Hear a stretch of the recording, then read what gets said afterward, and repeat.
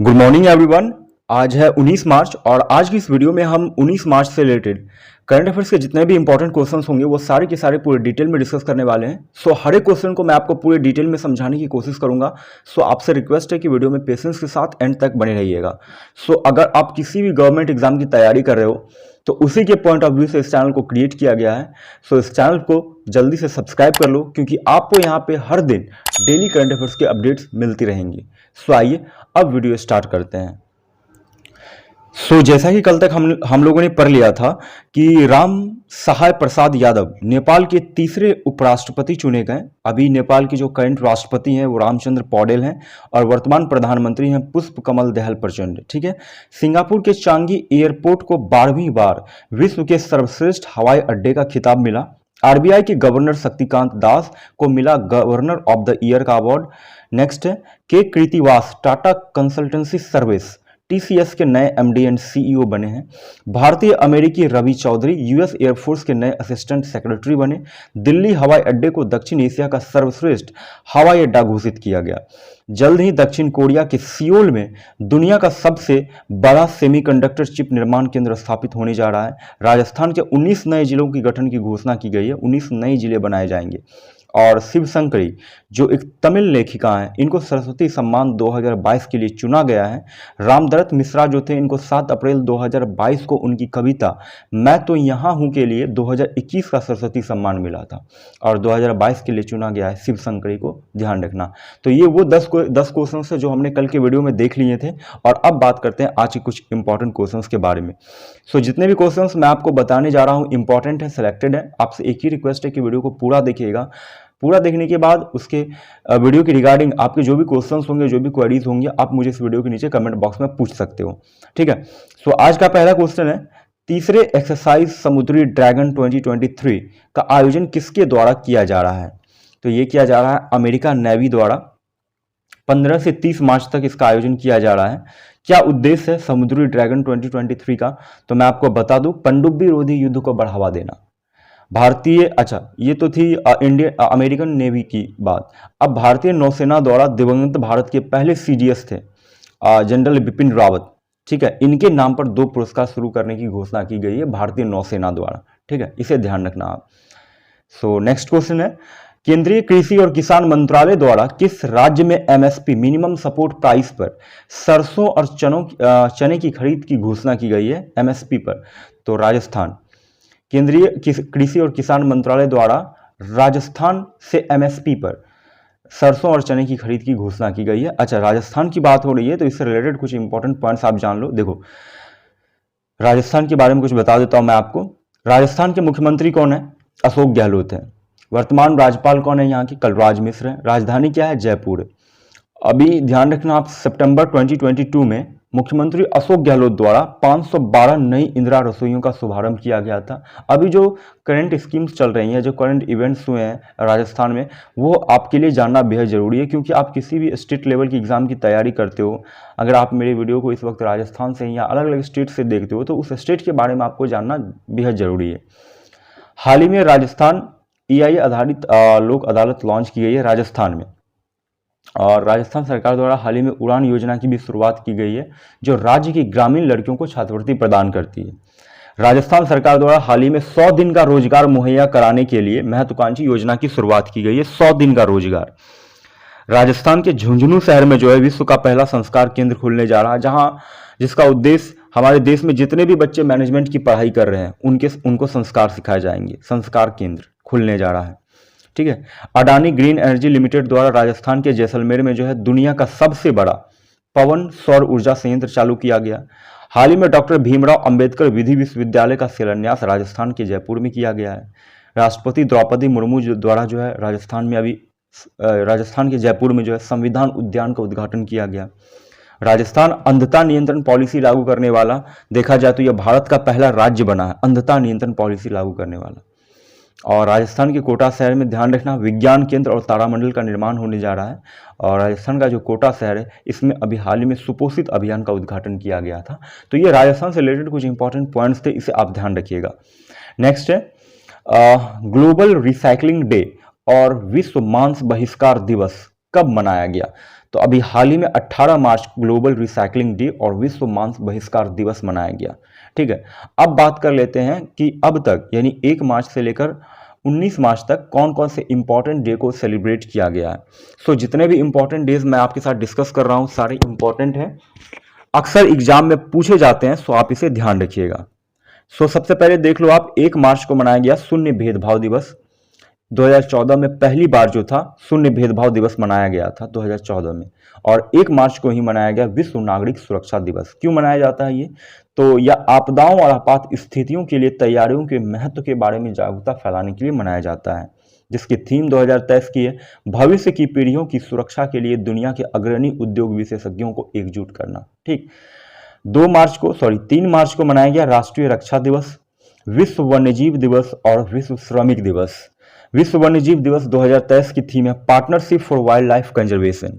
1 से 7 मार्च के बीच मनाया गया जन औषधि दिवस। 4 मार्च को मनाया गया राष्ट्रीय सुरक्षा दिवस और विश्व मोटापा दिवस। राष्ट्रीय सुरक्षा दिवस 2023 की थीम है आवर एम जीरो हार्म, और राष्ट्रीय सुरक्षा दिवस की जो शुरुआत हुई थी वो 1972 में हुई थी। और विश्व मोटापा दिवस 2023 की थीम है changing perspective, let's talk about obesity. ठीक है, नेक्स्ट है 5 मार्च को मनाया गया विश्व लेखक दिवस। 6 मार्च को मनाया गया विश्व टेनिस दिवस। 8 मार्च को मनाया गया अंतर्राष्ट्रीय महिला दिवस और नो स्मोकिंग डे।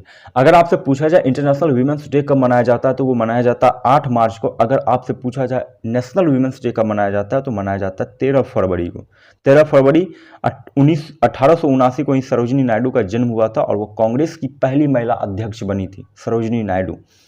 और नो स्मोकिंग डे 2023 की थीम है stopping smoking improves your brain health.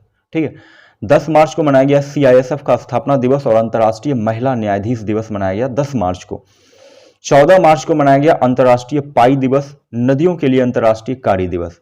15 मार्च को मनाया गया विश्व उपभोक्ता अधिकार दिवस, जिसकी थीम 2023 की empowering consumers through clean energy transitions. 16 मार्च को मनाया गया राष्ट्रीय टीकाकरण दिवस, क्योंकि आपको मालूम होगा 1995 में पल्स पोलियो अभियान यानी 2 बूंद जिंदगी की शुरुआत हुई थी 1995 में, और 2014 में WHO ने भारत को पोलियो मुक्त घोषित किया था। 17 मार्च को मनाया गया वर्ल्ड स्लीप डे, जिसकी थीम 2023 की sleeping is essential for health. 18 मार्च को मनाया गया ग्लोबल रिसाइकलिंग डे और विश्व मांस बहिष्कार दिवस। 20 मार्च को मनाया जाएगा विश्व खुशहाली दिवस और 22 मार्च को मनाया जाएगा विश्व जल दिवस। तो सारे ये इंपॉर्टेंट डेज आप इसे ध्यान रखिएगा। नेक्स्ट क्वेश्चन है, हाल ही में किस देश ने औपचारिक रूप से मैकमोहन लाइन को मान्यता दे दी है? तो अमेरिका द्वारा जो है अभी मैकमोहन लाइन को मान्यता दे दी गई। अच्छा देखो, मैकमोहन लाइन जो है 1914 में इसे बनाया गया था, जो भारत और चीन के बीच की सीमा है मैकमोहन लाइन। बाकी के LOC, LAC, रेड क्लिफ रेखा और डुरंड रेखा जो है ये भारत और पाकिस्तान के बीच की सीमा है। ठीक है, इसे आप ध्यान रखना। अच्छा, अब मैं आपको कुछ एडिशनल चीज़ें बता देता हूं कि 2023 में कुछ प्रमुख नियुक्तियां हुई है, मतलब कौन किसके MD एंड CEO बने उसके बारे में आप कुछ जान लो, क्योंकि ये जो है ना 2023 की कुछ प्रमुख नियुक्तियां ये मैं अपने पिछले कई दिनों से अपने हर एक वीडियो में शामिल कर रहा हूं, सारे इंपॉर्टेंट हैं। ठीक है, उसके बारे में आप कुछ जान लो। सो सबसे पहले देखो, वायुसेना के जो अभी नए प्रमुख बने हैं वो एयर मार्शल अमनप्रीत सिंह जी बने हैं। इंडियन ओवरसीज बैंक के MD एंड CEO बने हैं Ajay Kumar Srivastava. Bank of Singapore के CEO बने हैं जैसन मू। एशियाई प्रशांत डाक संघ के महासचिव बने हैं डॉक्टर विनय Prakash Singh. Paytm payment bank के जो बने हैं सुरिंदर चावला। अमूल के अध्यक्ष बने हैं सामल भाई पटेल। टाटा ट्रस्ट के CEO बने हैं सिद्धार्थ शर्मा। ठीक है, नीति आयोग के CEO बने हैं BVR सुब्रमण्यम। यूट्यूब के CEO बने हैं नील मोहन। ठीक है, एक्सिस म्यूचुअल फंड की बात की जाए तो इसके MD एंड CEO बने हैं B गोप कुमार। टेक महिंद्रा के MD एंड CEO बने हैं मोहित जोशी। LIC के MD बने हैं तबलेश पांडे और M जगन्नाथ। हनीवेल इंटरनेशनल के CEO बने हैं विमल कपूर और TCS टाटा कंसल्टेंसी सर्विसेज के अभी जो MD बने हैं के कृतिवासन बने हैं। ठीक है, MD एंड CEO। तो ये सारे वो इंपॉर्टेंट MD एंड CEOs की लिस्ट थे जो 2023 में नियुक्त किए गए हैं, तो आप इसे ध्यान रखिएगा। नेक्स्ट है, किसने हाल ही में डाक विभाग का अनूठा कवर गो ग्रीन गो ऑर्गेनिक जारी किया है? तो अभी किया गया है रेल मंत्री अश्विनी वैष्णव के द्वारा गो ग्रीन गो ऑर्गेनिक। ठीक है, इसे आप ध्यान रखना। अब कुछ एडिशनल चीज़ें मैं आपको और बता देता हूं कि 2023 में अभी कुछ प्रमुख ब्रांड एम्बेसडर बने हैं। ठीक है, उसके बारे में जान लो आप। देखो, पुमा इंडिया के ब्रांड एम्बेसडर बनी है हरमनप्रीत कौर। बंधन बैंक के बने हैं सौरभ गांगुली। भारतीय निर्वाचन आयोग और कृषि नेटवर्क के ब्रांड एम्बेसडर है पंकज त्रिपाठी। देखो, जितने भी ये ब्रांड एम्बेसडर्स की लिस्ट मैं आपको बता रहा हूँ वो सारे इंपॉर्टेंट है और 2023 में ये बने हैं। पुण्यकोटि दत्तू योजना के हैं Kichcha Sudeep. Max Life Insurance के हैं रोहित शर्मा। गरुड़ एरोस्पेस के हैं महेंद्र सिंह धोनी। एडिडास की हैं मनिका बत्रा। बाटा की हैं दिशा पाटनी। रावत रेडपेस्ट और क्रिप्टो एक्सचेंज के हैं अमिताभ बच्चन। ठीक है, थम्सम के हैं शाहरुख खान। अर्बन गबरू जो पुरुषों का ग्रूमिंग ब्रांड है, इसके हैं सूर्य कुमार यादव। मैकडोनाल्ड इंडिया की हैं रश्मिका मंदाना। रेडमी के हैं सोनू सूद। स्विट्जरलैंड टूरिज्म के फ्रेंडशिप एम्बेसडर हैं नीरज चोपड़ा। ठीक है, बायजूस के हैं लियोनेल मेस्सी। नॉइस के हैं विराट कोहली। पेप्सिको के हैं रणवीर सिंह। हीरो मोटोकॉर्प के हैं रामचरण। बिस्किट बनानी वाली जो ब्रांड है गूगली, इनके हैं ऋतिक रोशन। माई 11 सर्कल के हैं शुभमन गिल और ऋतुराज गायकवाड़, ये माई 11 सर्कल के हैं।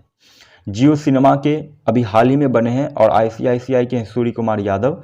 महिला मुक्केबाजी के ब्रांड एम्बेसडर मैरी कॉम और फरहान अख्तर हैं।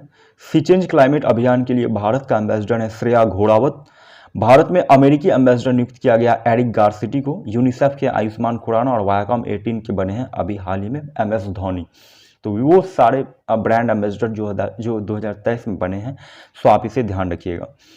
नेक्स्ट है, एशिया का सबसे बड़ा अंतर्राष्ट्रीय खाद्य मेले आहार 2023 का आयोजन कहाँ किया जा रहा है? तो ये जल्द होने जा रहा है दिल्ली में, जहां थोक विक्रेता, कैटरर, रेस्टोरेंट मालिकों का सबसे अच्छा खाना मेहमान नवाजगी की खोज के लिए एकत्रित होना पड़ता है। ठीक है, और 14 से 18 मार्च तक जो है इसका आयोजन किया जा रहा है न्यू दिल्ली में, आहार 2023। सो इसे आप ध्यान रखिएगा। नेक्स्ट है, किन के द्वारा 2 भारतीय अमेरिकी CEO को अमेरिका सलाहकार समिति में नियुक्त किया गया है? तो जो बाइडेन द्वारा वो भारतीय अमेरिकी CEO हैं रेवती अद्वैती, जो फ्लेक्स के मुख्य कार्यकारी अधिकारी हैं, और प्राकृतिक रक्षा परिषद के CEO हैं मनीष बापना। इन दोनों को अभी अमेरिका सलाहकार समिति में नियुक्त किया गया है जो बाइडेन द्वारा। ये अमेरिका के राष्ट्रपति हैं जो बाइडेन। ठीक है, जो बाइडेन द्वारा अभी हाल ही में एरिक गारसिटी को न्यूयॉर्क में भारतीय राजदूत के रूप में नामित किया गया है। ठीक है, इसे ध्यान रखना आप। नेक्स्ट क्वेश्चन है, हाल ही में RBI ने कितने देशों के बैंकों को रुपये में व्यापार करने की इजाजत दे दी है? तो 18 देश हैं वो, जिसमें गुयाना, युगांडा, UK, रूस, Botswana, Fiji, Germany, Israel, Kenya, Malaysia, Mauritius, Myanmar, New Zealand, Oman, Seychelles, Singapore, Sri Lanka और तंजानिया। ये 18 देश जो हैं अब इंडियन करेंसीज में ट्रेड कर सकते हैं। ठीक, नेक्स्ट क्वेश्चन है, सरस्वती सम्मान 2022 के लिए हाल ही में किसे चुना गया है? तो शिवशंकरी एक तमिल लेखिका है, इनकी पुस्तक है सूर्यवंशम। इसी पुस्तक के लिए इन्हें सरस्वती सम्मान 2022 के लिए चुना गया है। सरस्वती सम्मान की जो शुरुआत हुई थी 1991 में KK बिरला फाउंडेशन द्वारा हुई थी। ठीक है, पहली बार ध्यान रखना हरिवंश राय बच्चन को 1991 में यह पुरस्कार मिला था सरस्वती सम्मान, और जिसमें इनामी राशि दी जाती है और एक शॉल दिया जाता है। और हाल ही में हिंदी लेखक रामदत्त मिश्रा को उनकी कविता मैं तो यहाँ हूँ के लिए 7 अप्रैल 2022 को 2021 का सरस्वती सम्मान मिला। ठीक है, 2022 के लिए। ठीक है, इसे आप ध्यान रखना। अब बात कर लेते हैं कुछ प्रमुख पुस्तकें और उनके लेखक के बारे में जो 2023 में कुछ प्रमुख बुक्स लिखी गई हैं। ठीक है, उसके बारे में आप जान लो। सो इंपॉर्टेंट बुक्स हैं, इसे एक बार ध्यान रखना आप। Revolutionaries the other story of how India वोन इट्स फ्रीडम, ये लिखा गया संजीव सान्याल द्वारा। चीफ मिनिस्टर डायरी नंबर 1, ये लिखा गया हेमंत विश्व शर्मा, ये असम के मुख्यमंत्री हैं। अनजान साक्षी, ये लिखा गया है KK अब्दुल गफ्फार खान। जादूनामा लिखा गया अरविंद मंडलोई। स्पेयर लिखा गया प्रिंस हैरी। धार्मिक nation freeing Bharat remaking India, ये लिखा गया R जगन्नाथ के द्वारा। अभी हाल ही में तमिलनाडु के राज्यपाल RN रवि, ध्यान रखना RN रवि द्वारा Pandit Deendayal Upadhyaya dispersion of thought और पंडित दीनदयाल उपाध्याय इंटीग्रल ह्यूमनिज्म पुस्तक का विमोचन किया गया है। ठीक है, सो ये कुछ इंपॉर्टेंट बुक्स थी जो मैंने आपके साथ शेयर किया, सो इसे आप ध्यान रखिएगा। नेक्स्ट और इस वीडियो का लास्ट क्वेश्चन है, कि किस राज्य ने कार्यकर्ताओं को राज्य सरकार की नौकरी में 10% आरक्षण को मंजूरी दे दी है। तो अभी उत्तराखंड सरकार ने, जो राज्य के कार्यकर्ता हैं, राज्य सरकार के कार्यकर्ता हैं, उनको राज्य सरकार की नौकरी में 10% आरक्षण दे दी गई है। अच्छा, उत्तराखंड की बात हो रही है तो उत्तराखंड से रिलेटेड कुछ इंपॉर्टेंट पॉइंट जान लो। उत्तराखंड की राजधानी पूछी जाए तो देहरादून है। वर्तमान सीएम कौन है यहाँ के, प्रेजेंट सीएम? तो पुष्कर सिंह धामी है। देखो, अभी उत्तराखंड में एकल महिला के लिए स्वरोजगार योजना शुरू की गई है। देश का जो पहला इलेक्ट्रिक तीर्थ कॉरिडोर है ये उत्तराखंड में ही बन रहा है। अब जानते होंगे उत्तराखंड के नैनीताल को जो है झीलों का नगर भी हम कहते हैं। जिम कॉर्बेट नेशनल पार्क ये उत्तराखंड में ही स्थित है। पिथौरागढ़ को हम उत्तराखंड का छोटा कश्मीर कहते हैं। और उत्तराखंड सरकार द्वारा के शिक्षा विभाग द्वारा अभी हाल में ई गवर्नेंस पोर्टल समर्थ शुरू किया गया था। और 4 नवंबर को उत्तराखंड के सीएम हैं पुष्कर सिंह धामी, इनके द्वारा लखपति दीदी मेले की शुरुआत की गई थी, जहां 2025 तक 1.25 लाख महिलाओं को लखपति बनाने का लक्ष्य रखा गया है। उत्तराखंड के हल्द्वानी में भारत का जो पहला एस्ट्रो पार्क कम साइंस सिटी वो बनाया जा रहा है। उत्तराखंड उच्च न्यायालय को नैनीताल से हल्द्वानी ट्रांसफर किया गया। और उत्तराखंड सरकार ने अपने स्वदेशी बद्री गाय के आनुवांशिक विकास की योजना बनाई है। और उत्तराखंड ने राजस्व पुलिस व्यवस्था को अभी हाल ही में खत्म कर दिया है, राजस्व पुलिस व्यवस्था। उत्तराखंड सरकार ने महिलाओं के लिए सरकारी नौकरी में 30% का जो आरक्षण है इसको देने की मंजूरी दे दी है।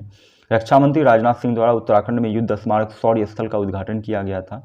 और 2025 तक यहाँ के जो सीएम है पुष्कर सिंह धामी, उत्तराखंड को नशा मुक्त बनाने की घोषणा की है। और नकल विरोधी कानून लागू किया गया है उत्तराखंड में। और रेशम कीट बीमा शुरू करने वाला भारत का पहला राज्य बना है उत्तराखंड। सो जितने भी पॉइंट्स मैंने आपके साथ डिस्कस किए, सो आप इसे ध्यान रखिएगा। सो आज के ये 10 के 10 इंपॉर्टेंट क्वेश्चंस थे जो वीडियो में सिलेक्टेड थे, इंपॉर्टेंट थे। सो मैंने आपके साथ डिस्कस किया। सो अब बात कर लेते हैं आज के क्वेश्चन ऑफ द डे के बारे में। सो आज का पहला क्वेश्चन है, हाल ही में नीति आयोग के नए सीईओ कौन बने हैं? एंड सेकंड क्वेश्चन है, वर्ल्ड एयर क्वालिटी इंडेक्स 2023 के अनुसार प्रदूषित देशों की लिस्ट में भारत की क्या रैंक रही? ठीक है, भारत की रैंक आपको बतानी है।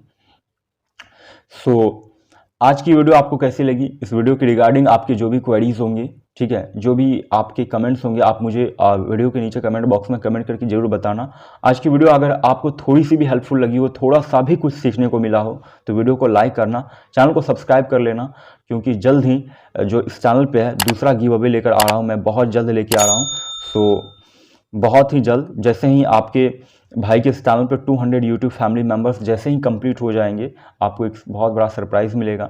सो अपने दोस्तों में शेयर करना ताकि उन्हें भी पता चल सके, वो भी पार्टिसिपेट कर सके। अगर वो किसी भी गवर्नमेंट एग्जाम की तैयारी कर रहे होंगे तो उनकी भी थोड़ी हेल्प हो जाएगी। सो आप उसे ज़रूर बताना, रिकमेंड करना हमारे इस चैनल को। सो आज की इस वीडियो को यहीं तक रखते हैं, मिलते हैं कल फिर से एक नई वीडियो में। तब तक के लिए जय हिंद, जय भारत।